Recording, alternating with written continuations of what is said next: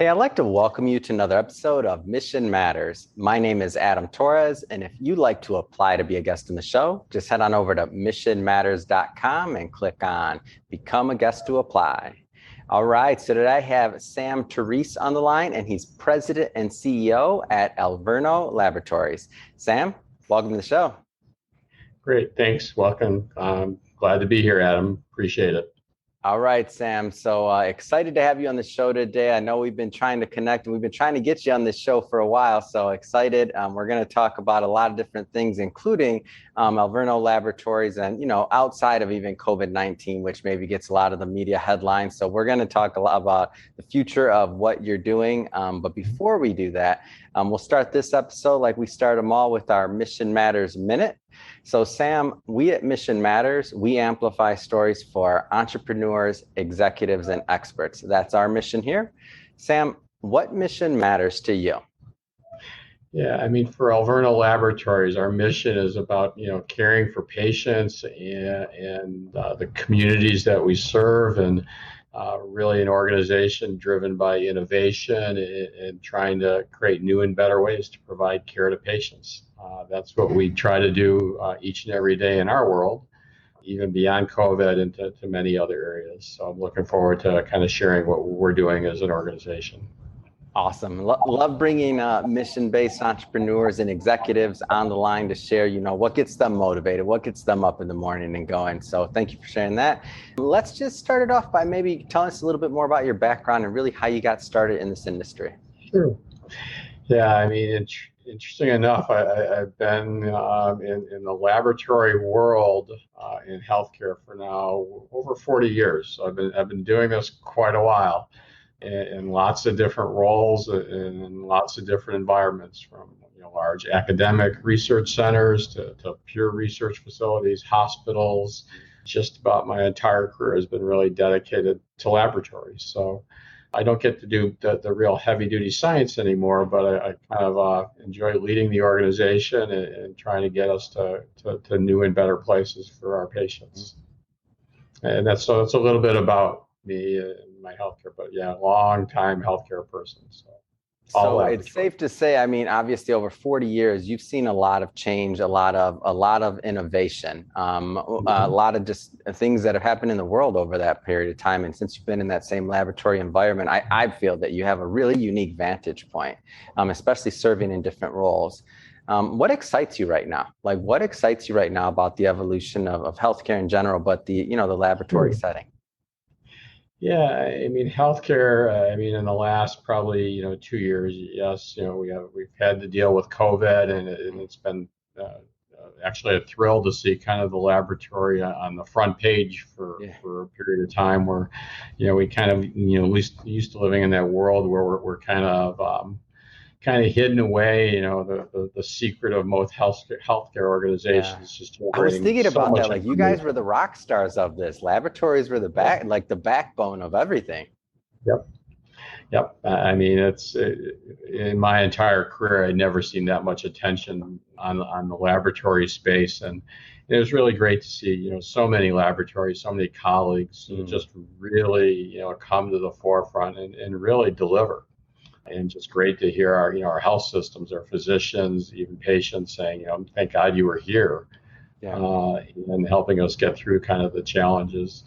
So that's been obviously a very important piece of what we've been kind of engaged in. But being good laboratories, we couldn't just stop there. So, we continue to search and find, new and other ways and other technologies to deliver different levels of care, not just for COVID, but for many, many other diseases and things that our patients are experiencing. So just one little piece of it, although a big piece that we got a lot of attention for, was COVID.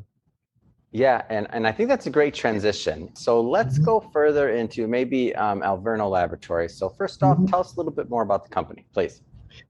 Yeah, so Alverno in itself is kind of an innovative company just in the model that we exist. So we're this integrated laboratory that owns and operates, somewhere in the neighborhood of 30, 40 hospital laboratories across multiple systems. So we're this integrative model that is very hard to actually put together, and we've been at this now since the late 90s, where we have this very large central laboratory, which is kind of the technology and innovation hub. And then we, support all of the activities in these hospitals, serving their patient care needs. So the model itself, in terms of just how we're structured, is really relatively young, and there's not a large number of organizations that actually are able to pull this off. Kind of hard keeping everybody together, working in standardized ways, approaching quality and delivering care the way that we do at Alverno. What do you think are some of that secret sauce, some of those key elements that allow Alverno to operate in this really unique model? Well, of course, it's our associates. Yeah. They're I think the glue and the secret sauce to any organization, and so we're very blessed to have dedicated people across 2 states here in the Midwest, somewhere north of, I would say, over 2,000 associates each and every day doing that. And then, we work very hard at trying to make sure everybody understands our mission. Why is everybody coming to work? We hope that everybody is coming to work, for that notion of providing great care, doing things in innovative and creative ways. Those are critical elements. And then we have something called Alverno Business Systems, in which it's really our approach to quality and continuous improvement, and really heavily based on lean and those kinds of activities. So, each and every day, each and every shift in our laboratory, there are teams coming together to say, okay, what can we do to make this even better? Even when we're at the top of our game from a performance standpoint, we're still challenging ourselves to what can we do more, what can we do better, what can we do faster, what can we do to better meet the needs of our patients and our physicians. So that's another critical element. And then I think we get into those technology and how we apply it and use it, and you get other things, standardization and knowledge. And then the other thing we do that probably is less known is that none of this is a secret. So we really have, as part of our mission, to tell the world what we're doing, and hopefully somebody can learn from that and maybe take some of our practices and internalize it in their organization. And so hopefully we're serving the broader community. But those are just some of the things that I think that set us apart. Let's stick on that idea of technology and innovation, and what Alverno is doing on that side of the table to kind of continue to get better, right? Like you said, even if you're operating at the top of the game, you want to get better. Like, what are some of the things Alverno's exploring? Yeah, I mean, I'll reflect for a moment in terms of where we've been, I guess. And sometimes we move from one thing to the next, and we forget to celebrate occasionally, not too often, but occasionally. The entrepreneur or the executive plight, right? I feel like that's just our condition, at least in the United States. That's our condition. It's like, I'm not on sure to the next pause. So, I mean, going back, a handful of years, we were some of the first in the country to bring in things like automation and microbiology, things like, MALDI-TOF, which is a fancy name for some technology that really, revolutionized how we deal with infection, and sepsis being the most serious of those. That technology literally allowed us to speed the result and the knowledge of how to treat a patient by 24 to 48 hours. And that dramatic improvement. And prior to that, just for context, prior to that, what would a timeline have been, just roughly? Oh, it could be up to 72 to 96 hours. So a good day. So cutting it down significantly. There's something that is very rewarding when somebody says you may have saved a life. So that's really how important laboratory is, I think, to the field. And that's just one example. And, we've had others. Things we've done with high sensitivity troponin, which is a marker for heart attacks. Yeah. And once again, that ability to better diagnose, better give that information back to the clinicians allows them to intercede much quicker. And then when you look at it from the standpoint of, one of the big challenges we have in cardiac care is that, the symptoms for a heart attack in a male and a female are very different. I've been told the high sensitivity troponin that we're doing actually has improved outcomes for many of our female patients that may not have been recognized as having a heart attack. So wow.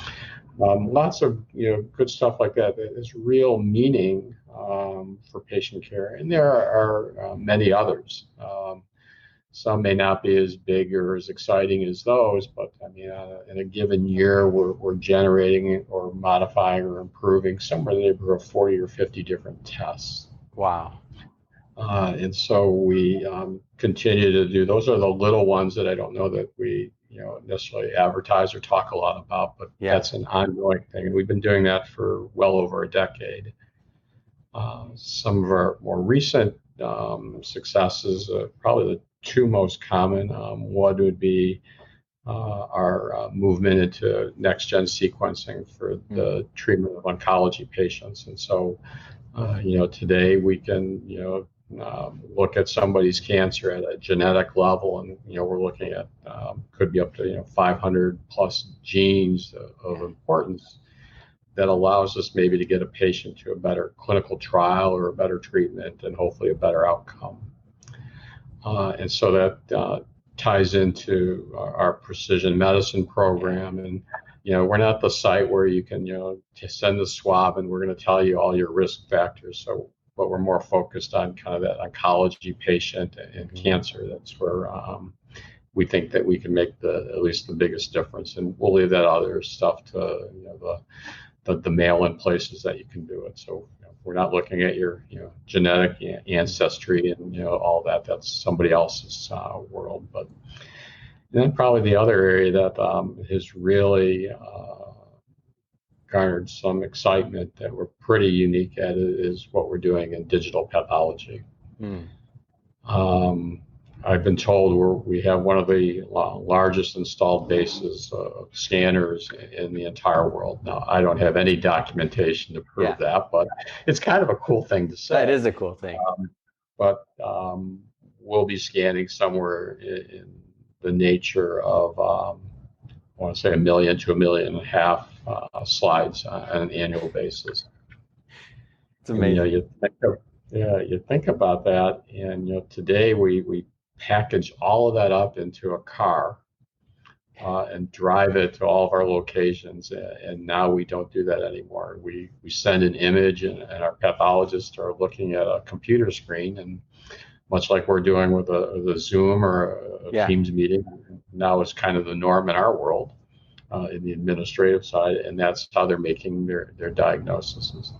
So once again, it's just another step quicker for getting that information out. And so that's been an exciting initiative. We've been working on that for a little while. And then kind of the newest component of that is some people call it augmented technology or AI or whatever you want to frame it in. But we have some partnerships where we're actually now having computers look at those images to help support that making of a diagnosis, which is really kind of cutting edge. So we have a partnership with a company that we're working with to bring that to our patients and our physicians as well. So just exciting times.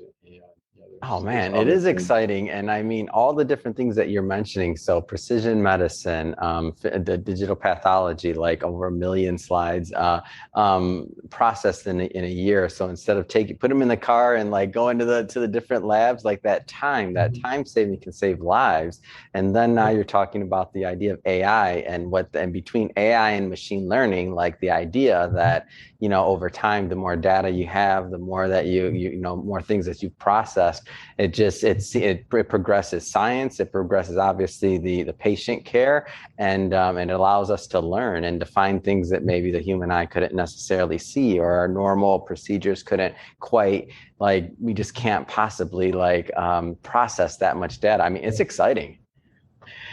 I think it's an amazing time. And so much of that is not necessarily visible, and where it goes next from there. I think those areas of AI are going to continue to explode. I think we're going to see it from even an operations perspective in terms of machine learning, and it's really not a world where we're trying to replace anybody. I think everybody, sometimes fears that technology is going to eliminate a job. It really isn't at all. Yeah. I mean, and particularly in these days, I mean, we're all challenged by significant labor shortages, and sometimes we sit there and say, where did they all go? Yeah. But I think these are just going to be in our future for a long time. And it's not just in the laboratory space. It's not just, it's throughout, even the consumer side of the world. Think about self-driving cars. Would we even think about that, a handful of years ago? No, not so sure I want to be in one, but but eventually I think we'll get there.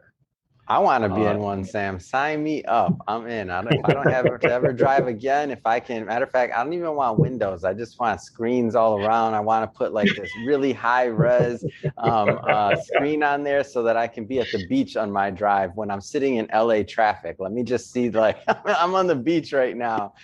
Yeah, I did forget you were in LA. I understand. I've driven in LA traffic, so I do realize that, and maybe I would agree. Put me in a like the casinos pump something in that air so that I'm fine. Like for some sea breeze.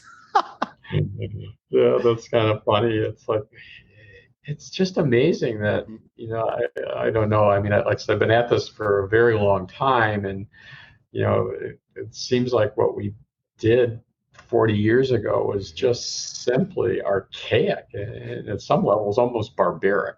Yeah. I mean, there's always the joke that the pregnancy test usually involved a rabbit, a living. It's like, I mean, to kind of put that, think we wouldn't even think about doing anything like that today.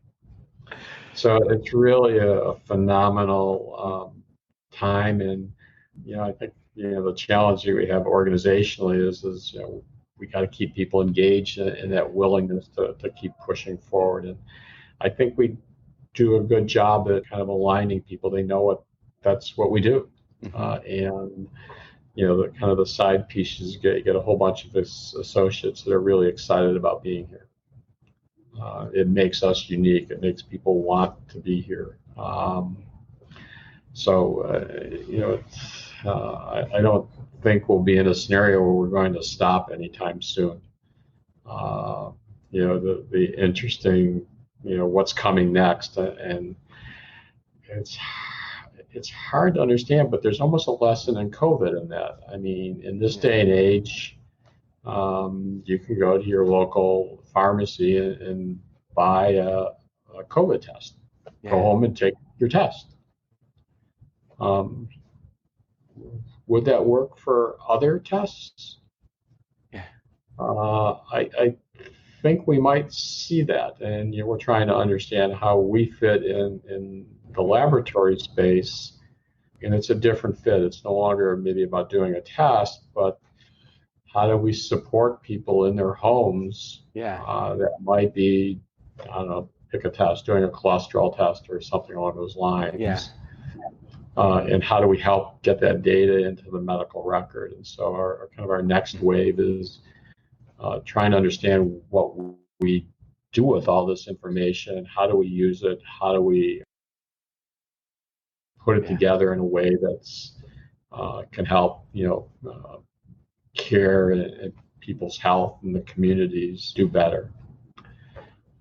So it's a great exploration. I don't know that I have the answers. I know there are lots of people in my world that are looking at that, and so are we. But we're still trying to finish off the other things we started. But Oh yeah, so no, far. I get it, but it is an interesting thought though to think about like the thought of it being kind of hybrid CPG consumer packaged good at the same time, and you're like get your test, but for a lot of things, especially things like you mentioned, like cholesterol, all these other things, diabetes management, Yeah, like all these whatever the other best. things. Yeah, and I think what's gotten me very interested in it, and I don't know if this is appropriate, but I mean, I'm a diabetic. Hmm. And so I wear a sensor, and through my cell phone, I send information to my clinician and Wow, to whoever else needs it. wow, yeah, So, if the technology can do that for that particular disease, if we could do that for other things, might we get people to monitor their lipids or whatever it might yeah. be, so that one, they don't end up with heart disease, or two, they don't end up as a diabetic.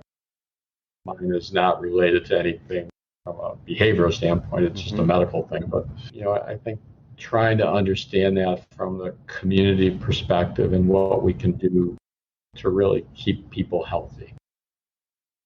Well And said, that's the Sam. goal. Yeah. Yeah. So that's where I think we're trying to understand kind of our next venture. We're not there yet, Hmm. but I have a sense with all the people we have involved working on it and thinking about it, we will be. We'll work through that, and I'm sure there'll be some ups and downs and some failures. And I think we try to live by the old adage: if we do get it wrong, let's fail quickly here so we can Yeah. move on. But Well, so Sam, interesting times. have to tell you, been great having you on the show, learning more about Alverno Laboratories, really how you're innovating, really how you're pioneering different things, and thinking about the future, like keeping all of that in mind. Ultimately, for what? For better patient outcomes. I mean, that's what I'm a fan of in general in the healthcare industry is companies that align themselves on all different levels of healthcare, no matter what they do, and especially in the laboratory space, the rock stars, I would say, again, of this whole last year and a half, 2 years of us getting through this thing, and really the backbone of now we see how important these things are, and finally at the forefront. So awesome to get to know more about the business. If somebody is watching this and they want to learn more about Alverno Laboratories, I mean, what's the best way for them to connect? Well, in these days, it's always going to be something online. So, Yeah. check us out on alvernolabs.com, Mm-hmm. ALVERNOLABS.com. I think you can follow us on LinkedIn or Yeah. connect with us on LinkedIn. You can connect with me on LinkedIn if you'd like. Um, or you can follow us on Facebook, or is it Facebook now, or Meta, or whatever it's supposed to be. Yeah, exactly. What is it Um, called now? I don't know. So, we're out there in social media. I mean, that's where we are. And oh, by the way, if anybody's interested in careers in Mm. laboratory, please let us know, because we're always looking. Yeah, It's a fantastic. challenging time for that. So, but please follow us and see what we're going to do next. All right. Well, Sam, it really has been a pleasure having you on the show. And to the audience, as always, don't forget, hit that subscribe button, especially if you're a first-time listener or visitor. We definitely want you to be a return guest and we bring many, many more mission-based entrepreneurs and executives on the line that really share why they do what they do. So, love to have you tune in. And Sam, really, it has been a pleasure. Thanks for connecting. Thanks, Adam. Always a pleasure on my side as well to connect. Appreciate it.